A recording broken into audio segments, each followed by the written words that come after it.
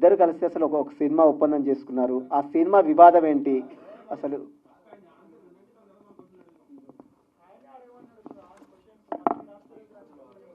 ఒక 1 minute అండి, మీకు కంప్లైంట్ ఏంటో క్లారిటీగా ఇస్తాం. కంప్లైంట్ ఇంతవరకు ఎవరికి తెలియదు కదా, మీకు కంప్లైంట్ తెలిస్తే క్లారిటీ వస్తుంది. ప్రొడ్యూసర్స్గా ఎవరైతే ఈ సినిమాకి ఉన్నారో అసలు వీళ్ళు ఎలా ఎంట్రీ అయ్యారో మనం చూడాలి. వీళ్ళు ఎలా ఎంట్రీ అయ్యారంటే, కో ప్రొడ్యూసర్ గారు అండ్ విక్టిమ్ ఒక సాంగ్ చేయాలి అని. వాళ్ళ స్టేటస్ ఏంటో మీకు ఆల్రెడీ తెలుసు. వాళ్ళు శ్రీ పిక్చర్స్ అనేటువంటి బ్యానర్తో ఇంతకుముందు కొన్ని చిన్న చిత్రాలు కానీ, సాంగ్స్ కానీ, లేదా షార్ట్ ఫిల్మ్స్ కానీ ఇలాంటివి తీసున్నారు. అండ్ విక్టిమ్ ఎవరైతే ఉన్నారో 2014 నుంచే తన యాక్టింగ్ ఫీల్డ్లో ఉన్నారు. అండ్ బొంబాయిలో కూడా కొన్ని సీరియల్స్ చేశారు, ఇప్పటికీ అవి మనకు వస్తూనే ఉంటాయి. And Big Boss celebrity. ఈ శ్రీ పిక్చర్స్ని 2019లో ఎస్టాబ్లిష్ చేశారు. ఎస్టాబ్లిష్ చేసిన తర్వాత ఒక సాంగ్ తీద్దాం. ఇప్పుడు హర్ష సాయి అనే వ్యక్తి ఇండియాలోనే నెంబర్ 1 యూట్యూబర్గా ఉన్నాడనేది మనందరికీ తెలిసిన విషయమే. సో ఒక సాంగ్ తీద్దామనే ఉద్దేశంతో ఒక మీడియాలో ఉన్నటువంటి ఒక యాంకర్ ద్వారా వెళ్ళి కలవటం జరిగింది. కలిసిన సందర్భంలో ఈ హర్ష సాయి అనేటువంటి వ్యక్తి ఒక 2-3 సిట్టింగ్స్ ఐటీసీ కోహినూర్స్లో ఇలా అయిపోయిన తర్వాత వీళ్ళ ఫినాన్షియల్ బ్యాక్గ్రౌండ్ని వెరిఫై చేసుకోవడం జరిగింది. నా దగ్గర ఒక స్టోరీ లైన్ ఉంది.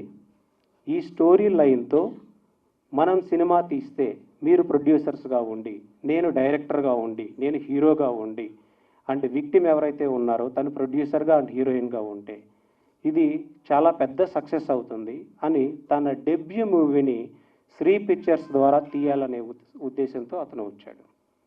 సో మనం అతని క్యారెక్టర్ అనాలిసిస్ మనం చేసుకుంటే, ఒక పేదవాడికి ఒక బార్బర్ని మిలిలియర్ చేయాలి అంటే అతని వీడియోస్ మీరు చూసుంటారు. ఎంత బ్యాక్గ్రౌండ్ వెరిఫై చేసుకుంటాడండి?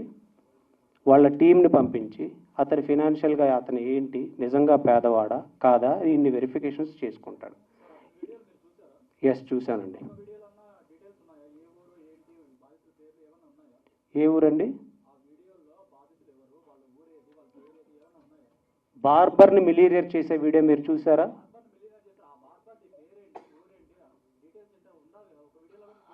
అది మీరు క్వశ్చన్ చేయాలి హర్ష సాయిని. మీరు క్వశ్చన్ చేయాలి సార్. అది హర్ష సాయిని మీరు క్వశ్చన్ చేయాలి. నేను చెప్తున్నా, ఇంత బ్యాక్గ్రౌండ్ అతను వెరిఫై చేసుకుంటాడు. ఒకళ్ళకి 5 లక్షలు దానం చేయాలంటే అతను చేసుకున్నాడు కాబట్టి, అలాగే తన ఫస్ట్ డెబ్యూ మూవీకి వీళ్ళ దగ్గర ఫినాన్షియల్ క్రెడిబిలిటీ ఉందా లేదా అని వెరిఫై చేసుకున్నాడు. ఫస్ట్ నన్ను చెప్పనివ్వండి. వెరిఫై చేసుకున్న తర్వాత మాత్రమే తను ఆ సినిమాలోకి ఎంటర్ అవ్వడం జరిగింది. అండ్ నాకు అకామిడేషన్ ప్రొవైడ్ చేయండి అనేది జరిగింది. ఆ అకామిడేషన్ ప్రొవైడ్ చేసే టైంలో ఈ నార్సింగిలోని ఒక విల్లాలో వీళ్ళు అకామిడేషన్ ప్రొవైడ్ చేశారు. ఆ విల్లాకి విక్టిమ్ని, ఇంకా షూట్ స్టార్ట్ అవ్వలేదు, స్క్రిప్ట్ అతని దగ్గర ఓన్లీ లైన్ మాత్రమే ఉంది. ఇప్పుడు స్క్రిప్ట్ డిస్కషన్స్ ఎలా జరుగుతాయో మీకు తెలుసు. సో విక్టిమ్ని రమ్మని చెప్పడం, అక్కడికి వచ్చిన తర్వాత విక్టిమ్తో పాటు అతను ఆల్కహాల్ కానీ ఇలాంటి డ్రింక్స్ అన్కాన్షియస్ స్టేజ్లోకి తీసుకొని డ్రింక్స్ ఇవ్వడం, తర్వాత తను కొన్ని మన నోటితో చెప్పలేనటువంటి అంటే కొన్ని నగ్న చిత్రాలు తన అన్కాన్షియస్ స్టేజ్లో తీసి తన కెమెరాలో బంధించడం, తన కెమెరాలో ఉంచడం, ఆ తర్వాత తన మీద లైంగిక దాడి ఇలాంటివి చేయడం, తర్వాత అవి చూపిస్తూ బ్లాక్మెయిల్ చేయడం. వాళ్ళ ఫాదర్ ఎప్పుడైతే తను లీగల్గా కంప్లైంట్ ఇవ్వాలి, డిఫెండ్ చేయాలి అనుకుందో, అల్టిమేట్ స్టేజ్లో ఇంకా ఈ వివాదాన్ని సర్దుమర్చాలి అనే ఉద్దేశంతో వాళ్ళ నాన్నగారితో మాట్లాడించి ఎలా అయినా సరే ఈ వివాదాన్ని ఇక్కడ సర్దుమర్చాలనే ఉద్దేశంతో వాళ్ళ నాన్నగారు ఒక ఫాల్స్ ప్రామిస్, మీరు సెలబ్రిటీ, తను సెలబ్రిటీ, మీరు ప్రొడ్యూసర్గా ఉన్నారు, ఈ సినిమా సక్సెస్ అవుతుంది, మీకు పెళ్లి చేస్తాను అనేటువంటి ప్రపోజల్ పెట్టడం, ఆ పెళ్లి అనే మాటతో నమ్మించి, ప్రేమ అనే మాటతో నమ్మించి సినిమాని ఇంత దూరం తీసుకొని రావడం, దాన్ని ఎలా షూట్ చేశారు, బ్లూ మ్యాట్ కూడా యూజ్ చేయకుండా ఎలా షూట్ చేశారు అనేది మీరు ఆల్రెడీ చూశారు. ట్రీజర్ ఎంత గ్రాండ్గా రిలీజ్ అయిందో కూడా మీరు చూశారు. ఇప్పుడు ప్రొడ్యూసర్ రైట్స్ ఎవరి దగ్గర ఉంటాయండి? స్టోరీకి సంబంధించినవి రైట్స్ అన్నీ ఎవరి దగ్గర ఉంటాయి? ప్రొడ్యూసర్ దగ్గర ఉన్నాయి. ఆ సినిమాకి అది రిలీజ్ అయితే 10 మిలియన్ వ్యూస్ వరకు, 12 మిలియన్ వ్యూస్ వరకు వెళ్ళటం మనం చూసాం ఆల్రెడీ. నెట్ఫ్లిక్స్ కూడా వీళ్ళని అప్రోచ్ అయినట్టు మనకు తెలుస్తుంది. ఈ సినిమా 100 కోట్లు వెళ్తుంది, 200 కోట్లు వెళ్తుంది అని అతను చెప్పిన ఆడియోస్ని పోలీసు వారికి సబ్మిట్ చేయడం కూడా జరిగింది. అతనికి ఆ నమ్మకం ఉంది కాబట్టి, ఆ లాభం ఏదో వస్తే ప్రొడ్యూసర్కి వస్తుంది, నేను చేస్తే నాకేంటి అనుకున్నాడు కాబట్టి, నాకు కేవలం రెమ్యూనరేషన్ వస్తుంది అనుకున్నారు కాబట్టి విక్టిమ్ని మళ్ళీ హెరాస్ చేయడం మొదలుపెట్టాడు, నాకు కాపీ రైట్స్ ఇవ్వండి. ఈ సినిమాలో తన ఒక్కళ్ళదే ఇన్వెస్ట్మెంట్ కాదు, ఇంకా ఇన్వెస్టర్స్ కూడా ఉన్నారు. ఇప్పుడు బాలా గారు ఉన్నారు, ఇంకా ఒక సినిమాకి బిహైండ్ చాలా మంది ఉంటారు వర్క్ చేసేవాళ్ళు, తన ఓన్ డెసిషన్ కాదు.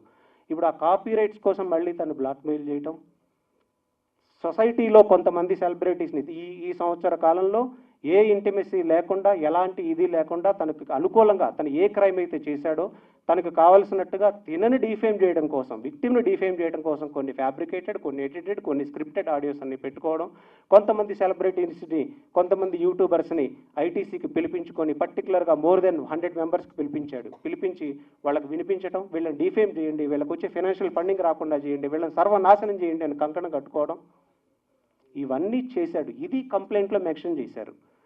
దీన్ని మిస్లీడ్ చేయడం కోసం, మీడియా సంస్థలకి మిస్లీడ్ చేయడం కోసం 2 కోట్ల కోసం ఫైల్ చేసిన అటువంటి బాధితురాలు 2 కోట్లు మోసం చేశాడు అని ఉంటూ ఎక్కడా కంప్లైంట్లు లేదండి. అసలు జరిగిన విషయం ఇది. దీని తర్వాత అతని ట్రాప్లోకి మీడియా సంస్థలను వాడుకుంటున్నాడు. లీడ్ అతనే ఇస్తాడు ఇన్ఫర్మేషన్, మిమ్మల్ని మిస్లీడ్ చేయడానికి కూడా యూజ్ చేస్తూ ఉన్నాడు. నార్సింగ్ పోలీస్ స్టేషన్లో కేసు నమోదైంది, దాదాపు నెల రోజులు గడుస్తుంది. అయినప్పుడు కూడా ఆయన దేశం విడిచి వెళ్ళిపోయారని మీరు చెప్తున్నారు. ఇప్పటికే పోలీసులు లుక్అవుట్ నోటీసులు జారీ చేశారు. పోలీసులు ఏం చెప్తున్నారు అసలు? ఈరోజు పోలీసు వారితో క్లియర్గా మాట్లాడడం జరిగింది. అతను దేశం వదిలిపెట్టి పారిపోయాడు, లుక్అవుట్ నోటీసులు కూడా జారీ చేశారు. నిన్న వాళ్ళ తండ్రి గారికి అండ్ ఇమ్రాన్ అనే ఇంకొక యూట్యూబర్కి యాంటిసిపేటరీ బెయిల్ కోసం వాళ్ళు వేసుకోవడం వాళ్ళు జరిగింది. జడ్జి గారు క్లియర్గా అడిగారు, మీరు ఇంకా అక్యూజ్డ్గా చేర్చక ముందే మీరు ఎలా వస్తారు అని బెయిల్ రిజెక్ట్ చేయడం కూడా జరిగింది. సార్, ఇప్పుడు విక్టిమ్కి సంబంధించిన ఆడియోలు బయటకు వచ్చాయి, అవన్నీ కూడా తీసేయాలంటున్నారు కదా. అదే విధంగా హర్ష సాయికి సంబంధించిన ఆడియోలు కూడా బయటకు వచ్చాయి, అవి ఎలా వచ్చాయి? అక్యూజ్డ్కి విక్టిమ్కి ఒకే రైట్స్. కోర్టు ఫైనల్ చేయలేదు లేదు, అక్యూజ్డ్కి ఎఫ్ఐఆర్ మాత్రమే అయింది. అది అక్యూజ్డ్కి విక్టిమ్కి సేమ్ రైట్స్ ఉండవు. రైట్. నువ్వు నిందితుడివి, నీ దగ్గర ఏదన్నా ఆధారాలు ఉంటే అవి వచ్చి మీరు పెట్టండి కోర్టుకి. వీళ్ళ దగ్గర ఉన్న ఆధారాలు మీడియాకి రిలీజ్ చేయలేదు, వీళ్ళ దగ్గర ఏమున్నా సరే. నా క్వశ్చన్ స్ట్రైట్ గా ఒకటే, ఆడియోలు ఎలా వచ్చాయి బయటికి? ఆడియోలు ఎవరు రిలీజ్ చేశారండి? అదే నేను అడుగుతున్నాను, ఎవరు రిలీజ్ చేశారు? అది ఎవరు రిలీజ్ చేశారు? హర్ష సాయే రిలీజ్ చేశాడు ఆడియోలన్నీ.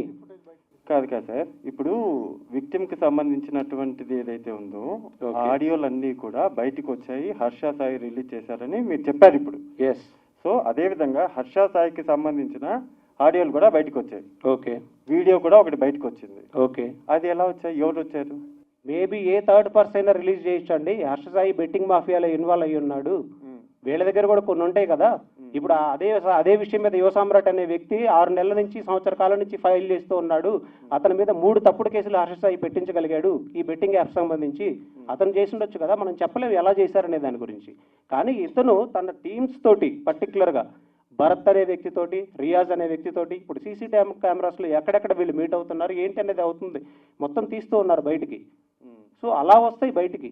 అండ్ మేము ఇవ్వాల్సిన ఎవిడెన్స్ అంతా పోలీసు వారికి సబ్మిట్ చేశారు విక్టిమ్ సైడ్ నుంచి.